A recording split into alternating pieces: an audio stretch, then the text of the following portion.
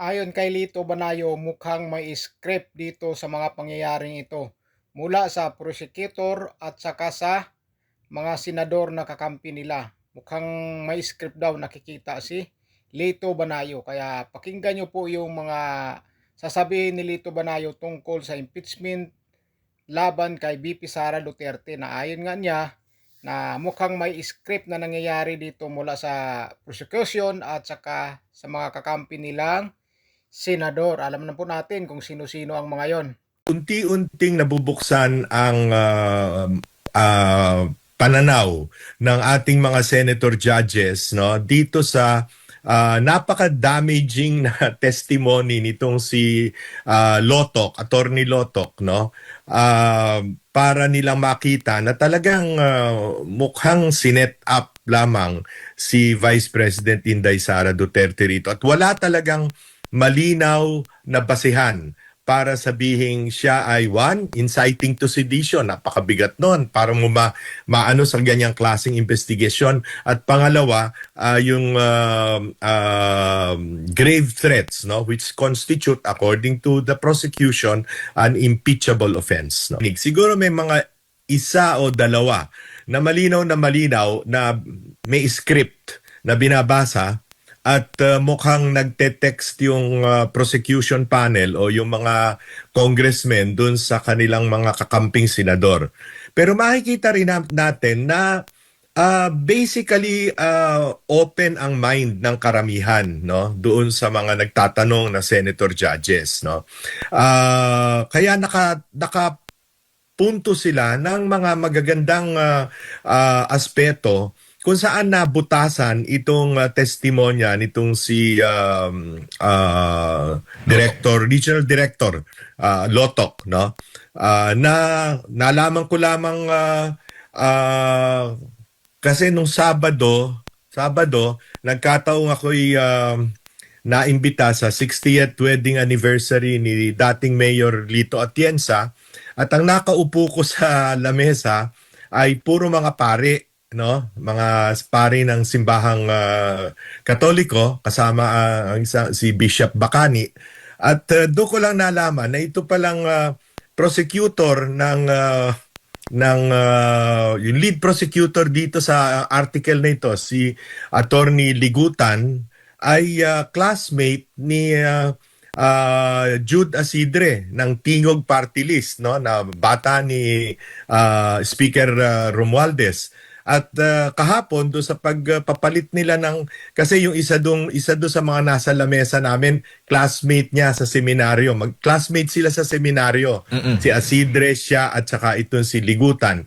Pagkatapos, ito pala si Lotok ay nagkaroon din, taga-waray-waray din. I'm not making any binanggit ko lang ito just to show na siguro nga talagang planadong-planado ito. Pati yung mga cast of characters, wika nga, puros mga taga-isang lugar lamang. Ano?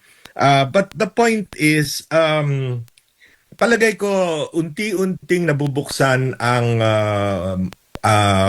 pananaw ng ating mga senator judges, no, dito sa napaka-damaging na testimony nitong si Lotok, Attorney Lotok, no, para nilang makita na talagang mukhang sinet up lamang si Vice President Inday Sara Duterte rito at wala talagang malinaw na basehan para sabihing siya ay one, inciting to sedition. Napakabigat nun para mo maano sa ganyang klaseng investigation. At pangalawa, yung grave threats, no, which constitute, according to the prosecution, an impeachable offense. No? Ano ang nakikita po ninyo, Sir Lito, na maaaring mangyari sa ganitong sistema na nagaganap sa ating bansa? Well, patuloy nilang iwe-weaponize ang batas, yung weaponizing the law. Kung ano-ano, tingnan nyo, ginawa nila kay Senador Marcoleta. Opo. No? Inakusahan ng plunder na unang-una hindi naman pera ng gobyerno ang pinag-uusapan. Pangalawa, miski sinong abogadong tanungin mo, kung sakali man, graft lamang at hindi plunder. Pero ginawang plunder para siya'y makulong, para hindi bailable. Kasi matalino si Marcoleta at pag nando dun sa hanay ng mga Senate jurors, malaki ang kanyang magagawa para maisaayos ang trial sa Senado, no? Ganun pa rin. Ngayon meron pang lumabas na para iimbestigahan daw si Senator Alan Cayetano dahil doon sa SEA Games, no? Yung Ayun na 2019. nga, oo. Yung Oo, 2019. Lumalabas na rin yan, Sir Lito. Yung Southeast Asian Games. Nananakot na naman sila. Ginawa nila kay Joel Villanueva na sabi sa loob ng 2 linggo, isasampa na namin ang kaso kontra kay Joel Villanueva. 2 buwan na nakaraan, wala namang isinasampang kaso. Kasi nga po lumipat na. Bumaliktad. No?